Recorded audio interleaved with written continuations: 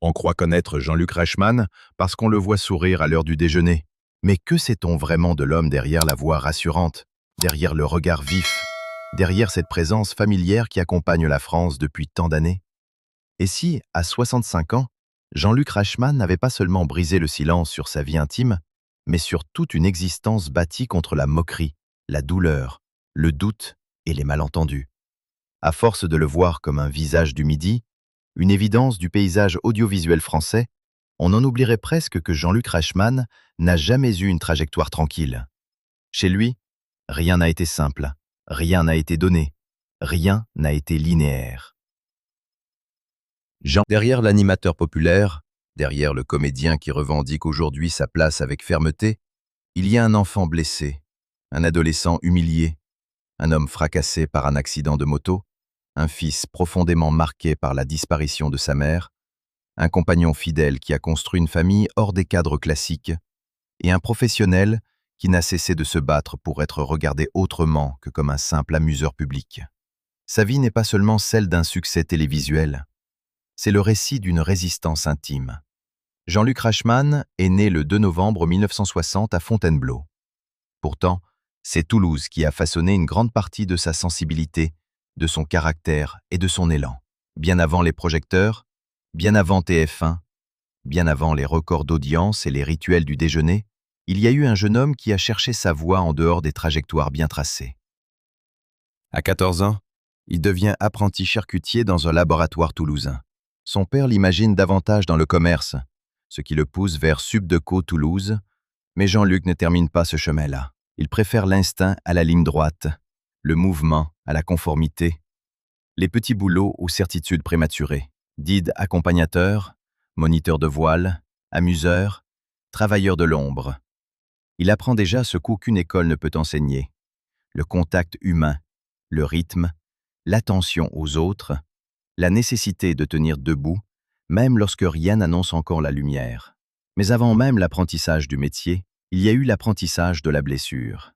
Jean-Luc Reichmann est né avec une tache de vin sur le nez, un angiome visible qui, dans le regard cruel des autres, est devenu bien plus qu'une singularité physique. Enfant, il essuie les piques, les sobriquets, les humiliations. On le traite de nez râpé, on interroge comme si son visage était une anomalie à corriger, et plus douloureux encore, certains enseignants participent eux aussi à cette mécanique du rabaissement. L'un d'eux l'aurait même surnommé « la tâche » devant la classe. Il y a des moqueries qu'on oublie, et puis il y a celles qui s'enfoncent dans la mémoire au point de modeler une personnalité entière. Chez Jean-Luc Reichmann, cette blessure d'enfance ne l'a pas détruit. Elle a lentement nourri une obsession de la dignité, du regard juste, de la différence assumée. Le plus cruel, dans certaines destinées, c'est que la télévision n'efface pas les complexes. Elle les grossit. Quand il entre dans le métier, on ne lui dit pas seulement comment parler ou comment tenir l'antenne. On lui fait comprendre qu'il faudrait aussi se corriger visuellement, s'adapter à un idéal de lisse et de neutralité. Au début des amours, on lui impose un maquillage épais pour dissimuler sa tache. Ce détail, en apparence banal, est en réalité immense. Cela signifie qu'au moment même où il commence à être vu par des millions de Français, on lui demande de ne pas se montrer tout à fait tel qu'il est. Jean-Luc Reichmann a raconté qu'il ne se reconnaissait plus, et c'est là que se joue l'un des premiers tournants symboliques de sa vie publique. Le jour où il décide, progressivement, de ne plus cacher ce qu'on lui avait appris à camoufler. Ce choix n'est pas anecdotique. Il transforme sa différence en signature et son visage en message silencieux pour tous ceux qui un jour ont eu honte d'eux-mêmes. Cette capacité à retourner la douleur en force n'est pas seulement visible dans son apparence. Elle irrigue toute sa relation au monde. On comprend mieux, à la lumière de son histoire familiale, pourquoi Jean-Luc Reichmann a toujours semblé si attentif aux fragilités humaines. Il a souvent évoqué l'importance de sa sœur sourde dans sa façon de parler, d'articuler, de penser l'accessibilité. Très tôt, il a voulu que ses émissions soient sous-titrées, afin qu'elles soient pleinement accessibles aux personnes malentendantes. Ce n'était pas un simple geste d'image, mais une prolongation directe de son vécu. Dans une télévision souvent obsédée par la performance et la vitesse, il a injecté une part de conscience, comme si chaque émission devait aussi servir à réparer un peu ce que la vie avait rendu plus difficile à certains. Puis vient la radio, cette école du souffle et du réflexe. Au début des années 1980, dans l'effervescence des radios libres à Toulouse, Jean-Luc Reichmann se forge. Il devient l'un des pionniers de cette époque sur RDC, puis anime des jeux sur Radio Cambos sous le pseudonyme de Boogie Choo. Ce surnom a quelque chose de léger, presque insolent, comme une manière de prendre le monde de vitesse. Là, il apprend le direct, le tempo, la proximité, l'art de garder l'oreille du public. Il rencontre aussi des figures qui le forment, qui l'aident, qui le structurent. Ce passage par la radio est essentiel. Il explique la musicalité de sa présence, son sens de la relance, cette manière unique de créer, même sur un plateau de jeu, l'impression d'une conversation continue avec le téléspectateur. Jean-Luc Reichmann n'est pas né homme de télé. Il est d'abord un homme de voix, de cadence et de lien. Les années suivantes le voient naviguer entre voix off, animation, comédie, coulisses et présence scénique. Il travaille pour Nagui, prête sa voix à des émissions, devient chauffeur de salle, se glisse dans les interstices d'une télévision qui ne l'a pas encore sacrée, mais qui utilise déjà son énergie. Et c'est peut-être là qu'est née l'une des confusions les plus tenaces à son sujet. Beaucoup ont fini par réduire Jean-Luc Reichmann à son statut d'animateur populaire, comme si le rire, le jeu et la proximité l'empêchaient d'avoir une autre profondeur artistique. Or, lui-même l'a rappelé récemment avec une forme de fermeté presque blessée. Il n'est pas un animateur qui a voulu devenir comédien sur le tard. Il était comédien bien avant dans son désir, dans sa pratique, dans son rapport à l'interprétation. Cette précision n'est pas un détail d'ego, c'est une rectification existentielle.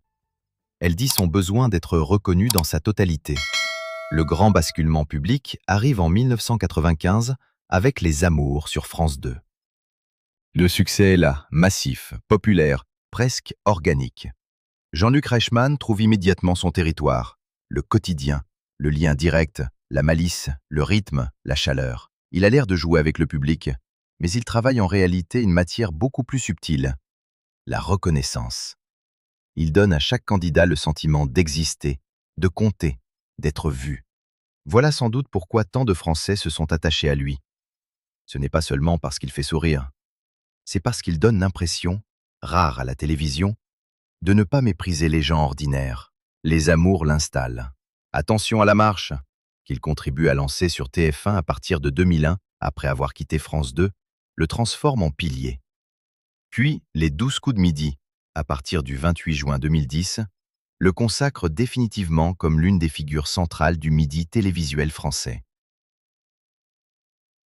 Pourtant, derrière cette ascension presque triomphale, un fantôme ne disparaît jamais, celui de l'accident de moto de 1984. C'est peut-être le véritable point de fracture de toute sa vie. Jean-Luc Reichmann a raconté avoir été déclaré mort sur la route après ce choc effroyable. Sa rate éclate, son corps encaisse l'impact comme un champ de ruines, les fractures s'accumulent, le coma ouvre une parenthèse noire, puis viennent les mois d'hôpital, les fauteuils roulants, les béquilles, la dépendance, l'immobilité, l'épreuve de la reconstruction. Certaines sources évoquent 18 fractures. Lui a souvent parlé d'une année entière pendant laquelle il ne pouvait plus rien faire normalement. Il y a dans ce passage quelque chose de presque initiatique, mais au sens le plus brutal du terme. La vie lui a montré très tôt qu'elle pouvait s'interrompre en une seconde. Le sourire qu'on lui connaît depuis n'est donc pas naïf. Il est peut-être la conséquence directe d'avoir vu la nuit de très près. C'est aussi pour cela que tant de gens se trompent sur lui. On confond souvent la lumière avec la légèreté. On imagine qu'un homme qui plaisante à l'antenne ne porte pas de tragédie sérieuse. Or, Jean-Luc Reichmann est un survivant au sens littéral du terme. Il sait ce qu'est un corps brisé, ce qu'est une chambre d'hôpital, ce qu'est la lente rééducation, ce qu'est le silence des journées où l'on ne peut plus courir, produire, séduire ou occuper l'espace. Quand il parle d'espérance, cela ne relève pas du slogan. Quand il parle de combat, cela ne relève pas du cliché. Son parcours est traversé par une mémoire physique de la douleur. C'est peut-être pour cela qu'il a cette façon de ne jamais laisser complètement tomber quelqu'un sur un plateau, de toujours ramener une personne vers sa dignité quand elle vacille. Ce n'est pas de la mise en scène. C'est une grammaire humaine acquise dans l'épreuve. Puis il y a le Jean-Luc Reichmann intime, celui qui intrigue autant qu'il rassure. Depuis plus de 20 ans, il partage sa vie avec Nathalie Lecoultre. Et c'est ici que les rumeurs, les fantasmes et les interprétations ont souvent tenté de prendre le pouvoir sur les faits, parce qu'en France, dès qu'un couple célèbre dure sans mariage, l'imaginaire médiatique s'emballe. Certains y voient un refus, d'autres une fragilité cachée, d'autres encore la promesse d'un oui spectaculaire, toujours remis à plus tard. La réalité, elle, est plus sobre et probablement plus forte. Jean-Luc Reichmann a expliqué à plusieurs reprises qu'il ne ressentait pas le besoin de se marier, se disant plus libre et heureux ainsi. Cela n'empêche ni la fidélité, ni le projet commun, ni la tendresse, ni la solidité. Au contraire, tout indique que leur lien s'est construit sur une alliance quotidienne plus profonde que beaucoup d'unions solennelles. Alors, que signifie vraiment cette idée selon laquelle, à 65 ans, Jean-Luc Reichmann brise le silence sur son mariage? Peut-être justement le contraire d'une révélation mondaine. Peut-être faut-il entendre par là qu'il a fini par parler non d'un mariage célébré, mais d'une conception du couple que peu de gens comprennent. Dans un monde obsédé par les symboles visibles, lui semble défendre depuis longtemps quelque chose de plus discret. La durée, la loyauté, la complémentarité, le travail partagé, la confiance qui résiste au temps. Avec Nathalie Lecoultre, il ne partage pas seulement une histoire d'amour, mais un univers de création. Elle travaille dans l'ombre, mais une ombre essentielle. Repérage, décor, supervision artistique, écriture, réalisation sur Léo Mattei. Leur relation n'est donc pas seulement sentimentale. C'est un tandem, presque un atelier à deux. Le détail le plus romanesque de cette histoire tient à leur rencontre. Nathalie Lecoultre, revenue des États-Unis, croise Jean-Luc Reichmann dans un contexte professionnel lié au plateau et à l'image. Elle ne le connaissait pas vraiment comme star de télévision. Lui, de son côté, raconte une anecdote savoureuse devenue presque légendaire. Alain Delon, proche de Nathalie, aurait en quelque sorte voulu jauger l'homme qui entrait dans sa vie, comme un gardien de seuil, comme un témoin sévère auquel il fallait presque passer un examen. Cette scène a tout d'un film français. Une femme discrète, un homme déjà public mais encore en quête d'ancrage, et soudain l'ombre d'un monstre sacré qui s'invite dans les débuts d'une histoire. On comprend pourquoi ce récit fascine. Il donne à leur relation une texture de cinéma, tout en révélant qu'au commencement, Jean-Luc Reichmann n'avait rien d'un homme installé. Il devait encore convaincre, y compris dans l'intime. Leur famille recomposée, elle aussi, dit beaucoup de lui. 6 enfants, des équilibres à inventer, des liens à préserver, une intimité à protéger malgré la notoriété. Jean-Luc Reichmann parle peu de ses enfants, et cela en dit déjà long. Il ne cherche pas à transformer le foyer en décor médiatique. Il préfère préserver ce qui, précisément, lui permet de tenir. Dans une époque où tant de célébrités monétisent le privé, lui reste étonnamment retenu. C'est peut-être parce qu'il sait combien la famille peut être un refuge fragile, surtout lorsqu'on vient d'un parcours marqué par les moqueries, la convalescence et les deuils. Sa maison n'est pas un spectacle, c'est un bastion, et puis il y a la mère. Dans la vie des hommes très exposés, la figure maternelle joue souvent un rôle souterrain, presque invisible jusqu'au jour où elle disparaît. En août 2022, Jean-Luc Reichmann annonce la mort de sa mère, Josette. Ceux qui le suivent depuis longtemps ont immédiatement senti que ce deuil n'avait rien d'un épisode secondaire. Sa mère était l'une de ses grandes forces intérieures, un soutien sans condition, une mémoire affective, une présence structurante. Il avait déjà évoqué sa maladie rénale, sa dialyse, son courage. Lorsqu'elle s'éteint, ce n'est pas seulement une mère qu'il perd, c'est une part de son centre de gravité. Et il le dira lui-même, d'une certaine manière, en expliquant que les premières fêtes de fin d'année sans elle avaient été particulièrement douloureuses. Il y a des chagrins qui ne font pas de bruit à l'écran, mais qui changent à jamais la voix d'un homme. C'est peut-être à partir de là que son image a commencé à se fissurer dans le bon sens du terme, non pas comme une chute, mais comme une ouverture. Plus les années passent, plus Jean-Luc Reichmann laisse entrevoir que le divertissement n'est chez lui qu'une partie du tableau. Il y a l'homme meurtri par l'enfance, l'homme sauvé de justesse dans sa jeunesse, l'homme attentif à la différence à cause de sa sœur, l'homme endeuillé par la perte de sa mère, l'homme qui refuse les conventions par facilité, mais pas la profondeur de l'engagement, l'homme qui veut être reconnu comme comédien autant que comme animateur. Et c'est ici qu'entre en jeu Léo Mattei, Brigade des mineurs. Depuis 2013, Cette série lui a permis d'élargir son registre et d'imposer une autre facette de lui-même. Ce n'était pas un caprice d'animateur populaire voulant se donner une gravité supplémentaire. C'était l'aboutissement de désirs anciens, presque une revendication de cohérence. Quand il insiste récemment sur le fait qu'il était comédien avant, il ne corrige pas seulement une erreur de perception. Il se bat contre une hiérarchie implicite du monde audiovisuel français. Cette vieille idée selon laquelle l'animateur amuse, mais ne crée pas vraiment, ne porte pas de rôle, ne possède pas de profondeur dramatique. Jean-Luc Reichmann refuse ce compartimentage. Son parcours lui donne d'ailleurs raison. Radio, voix off, comédie, animation, production, prime time, série, théâtre. Rien chez lui ne relève d'une case unique. Il appartient à cette génération d'hommes de télévision qui ont appris tous les métiers et qui, précisément pour cette raison, supportent mal qu'on les réduise à un seul costume. Autour de lui, certaines présences racontent aussi autre chose qu'un simple succès personnel. Il y a Zété, la voix des 12 coups de midi, plus qu'une collaboratrice, presque une mémoire parallèle de son parcours. Jean-Luc Reichmann a dit d'elle que c'était plus qu'une amie. Ils se connaissent depuis les années radio, depuis 1987, et leur lien traverse les décennies, comme une fidélité rare dans un milieu souvent marqué par l'instabilité.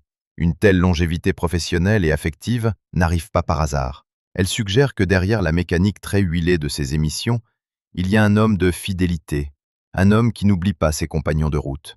Il y a aussi Nagui. Longtemps, les commentaires extérieurs ont voulu opposer les figures du jeu télévisé français, alimenter la rivalité, fabriquer du duel. Mais la réalité, là encore, est plus nuancée et plus humaine.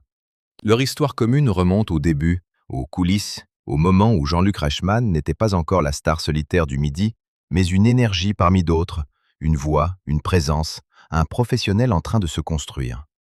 Nagui a rappelé récemment que leur fille était copine et qu'ils se voyaient même en dehors du travail.